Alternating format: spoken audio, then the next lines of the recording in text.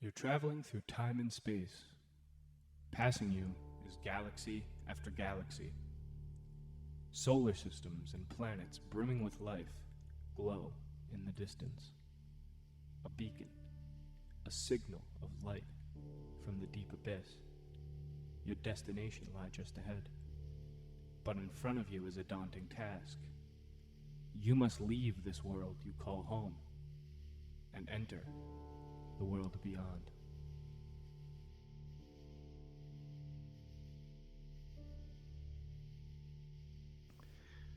In a land unknown to you, in a world far, far away, lies a dusty town far off the beaten path. On this dusty trail lies a gas station. Despite the differences between planets and worlds, there is one thing that remains true throughout the universe, and that is energy reigns king. At this gas station, there's a man with oil stains and tears in his jeans. He is dirty. He is a white man, but his face is darker than asphalt with smudges of thick soot. His eyes are permanently squinting so as to prevent anything from falling in, a biological trigger that will never be released. His body has been trained by his mind, not the other way around. The wrinkles are so deep that there's 10-year-old oil stuck in him, and it's not coming out. He's tired, exhausted even, and the blackened rag hanging from his tattered belt was too. His office is simply a corner of the room, no walls, just a folding table propped against the wall, stacked high with papers. On every single one of them, it says late. At his home down the street, his wife, alone. They haven't had children yet. Not only could they not afford it, they are not allowed to. On the same road this gas station was constructed, down the beaten path a little ways, where the dirt turns to grass and trees bloom with flowers. There's a house there. To call it a house is to underestimate its stature. You see, it's at the very, very end of the road, and it's grand in size. Two great pillars stand at the front with a foreboding presence. Into them are carved depictions of great historical figures: Napoleon, King Tut, Tesla, and many others. At the end of the walkway these pillars pronounce is the doorway to the mansion. They're crafted from dark mahogany and are inlaid with gold trim. Victorian-era decorum traces the outer edges of pristine woodworking. Each piece is precisely placed and is not a micrometer off. In the yard of this mansion is a strange sight, something that to this world is brand new, one thing that even the rich and powerful are envious of. It's a car, plugged into an electronic charging station. He is the only one on this street who even owns a vehicle. Within the mansion is a man. This man was born of great men who before him had done great things, but their bloodline has come to a screeching halt, not in terms of financial production, but in terms of future generations. You see, sometimes there are men who receive great blessings from beyond. Most often, these blessings are not wasted. They're used to their fullest extent. But in this case, the fruits of labor had by men before, left out in the hot sun, they spoil, and they go rotten, as the sons of great kings would rather eat candies and sip champagne than tend to their gardens. This man's grand home is just as empty as the worker. He and his wife have no time for children, despite their allowance for one. This is the way things are in the world we are visiting.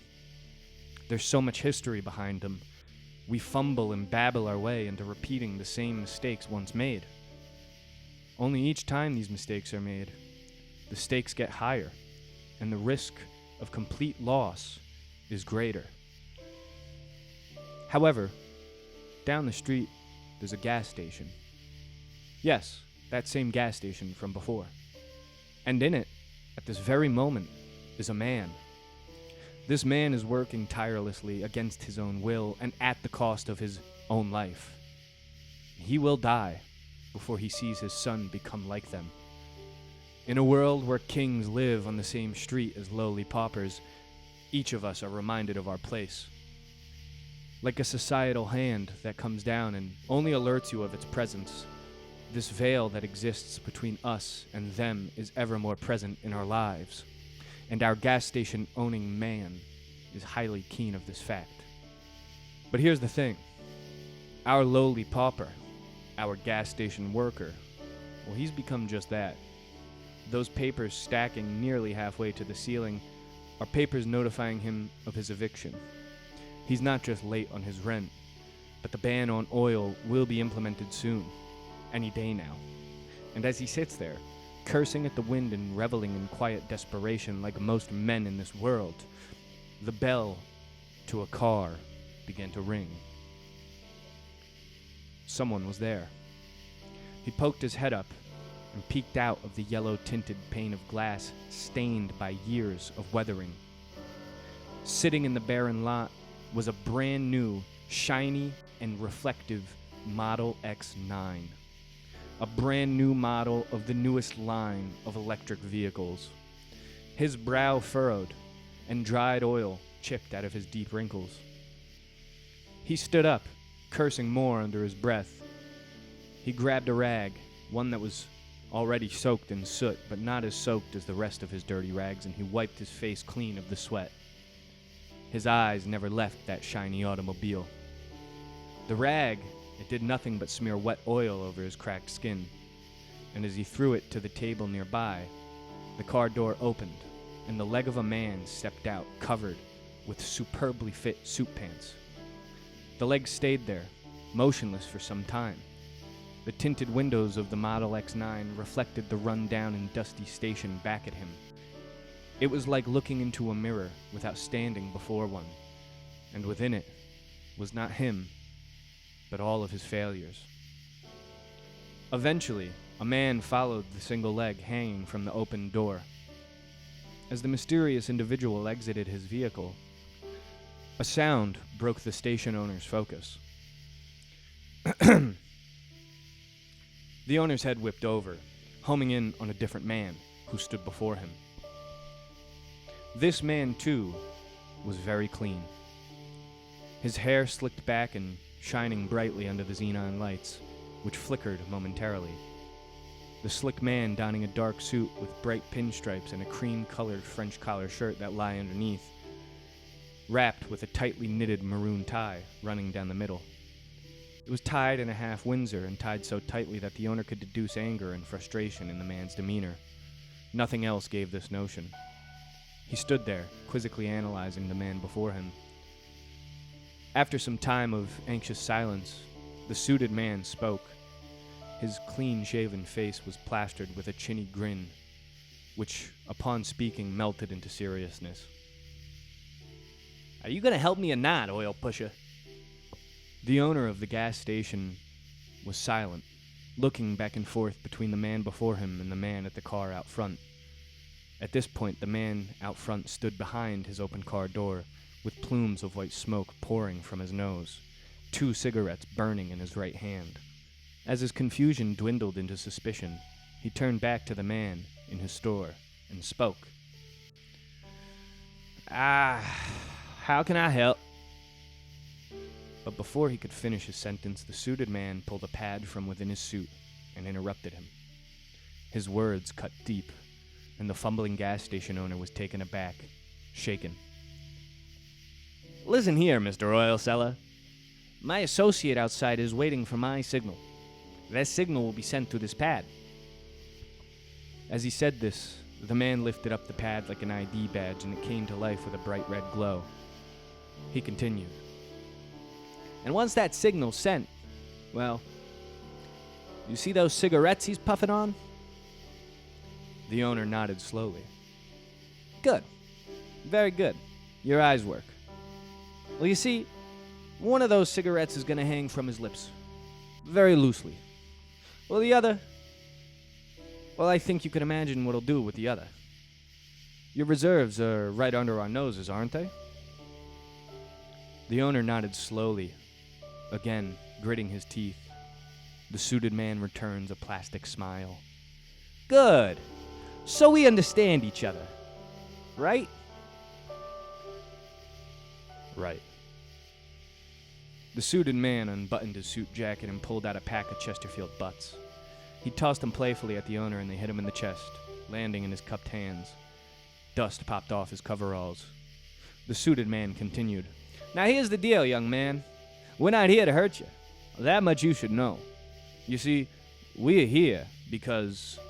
As he spoke, he trailed off, walking to the back corner of the room, smacking the stack of papers on the table over emphatically.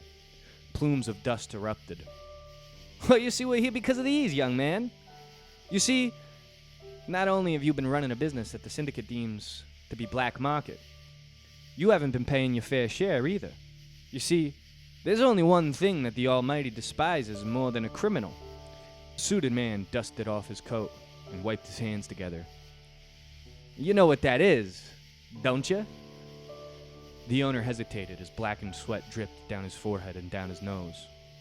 The suited man didn't wait for a response. It's a broke criminal. So, here's what's gonna happen, young man. I am going to leave here soon with a set of my chips. Not the kind you and your missus ration out to eat throughout the week, but the kind you use to unlock that there oil reserve you've got hidden from us. And I'm not talking about the one you know we know about. The other one. The owner was now in a panic. His eyes darted back and forth between the two suited men and nodded quickly, not knowing what else to do. He shuffled under the desk and presented a tiny keyring with a small red computer chip-like object hanging from it. Here! The owner cried. The suited man once again smiled with plasticity. Very good, young man.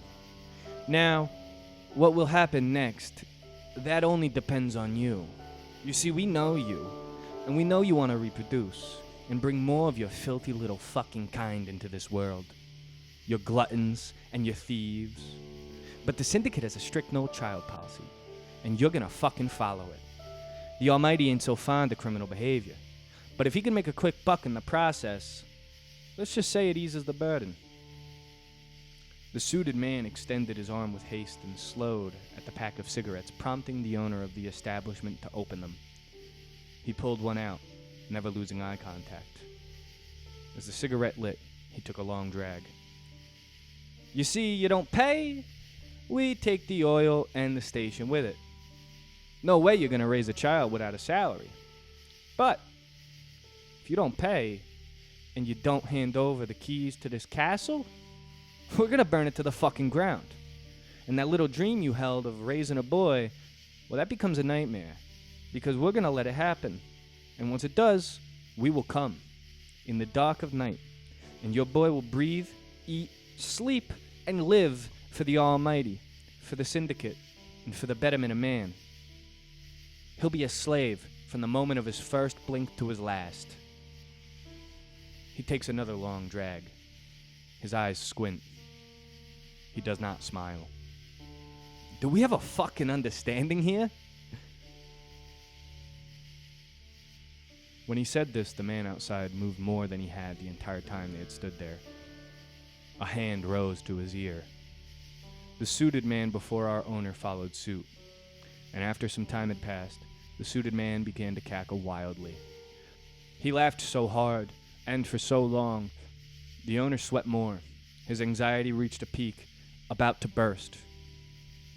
The suited man regains his composure, and the pad that he had held in his hand flipped from red to green. The man outside stepped out of his car door shield. The owner now recognized him. It was the fat man who lived down the street. Moments later, that very man stood before him. The two suited men never looked at each other, cigarettes hanging from both of their mouths. The fat man still held another, unlit now, in his hand. The fat man looked around. He never looked at the man next to him, never at the owner. After moments passed, he began to smile widely, leaning into the man next to him and saying loud enough for the owner to hear. Let him fucking die here. Better that way, right? When it's all over, the syndicate's got less paperwork, and we still get his oil. The two men guffaw, laughing intensely and wildly. The owner stood in utter shock. He glanced at a picture of his wife, and when he glanced back, the men were exiting the station doors. The fat man leaned his head back in as he left. "Make sure you get that, huh?" he said, as he flicked his lit cigarette onto a pile of rags. How can one own a gas station and afford to pay for the land it's on if there are no cars to fill with your oil? You see, in this world, gasoline cars were abandoned rather quickly and they became things of the past. This world embraced the great hope that was free electricity and admonished the likes of Thomas Edison into the darkest corners of history, and some would argue that that's where they belong.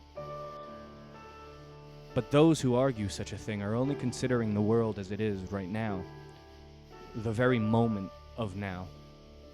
And each one passes quickly. There one goes right by your head. Another, and another. Many have passed since you started reading this, and many more will pass after you finish. We may sit and criticize the hard and heartless men that take and steal from those in low places. However, this will not change the reality. In nature, in the world, big always fucks small. However, in these moments, we inhabit opportunities to seize. One may have an undesirable life, but the only way to ensure that the same is going to be true for your kids and their kids is to do absolutely nothing about it and cry. Maybe the man should hang up his hat on making it in his life. But should he hang up his hat on preparing a solid foundation for his children to leap from? Now, I ask you, how can he do this if he is incapable of earning enough money to eat? For the man who must sell his gas station to prevent starvation, just to be told his gas station is no longer legal, the moment seems bleak. And for the man on the very same street receiving calls from the president, thanking him for contributions made to the campaign, the opposite is true. And this has never changed. It is age-old, and without sacrificing the precious now, our kids too will know the oppression. That's the thing. In every story, whether it be the gas station owner and the tycoon down the road, whether it be George Bailey and Mr. Potter, or some other combination of good and evil men, one thing is true. Evil will not change. It is us who must change our ways. Our villains have never done so. They have only developed their ways. All the while, we have stayed the same. They've become so deceptive in today's world that they've finally been able to convince us that they're all on our side. For most, there's no distinction to be made. However, it doesn't matter if you're a gas station worker or a millionaire in a mansion. We all die.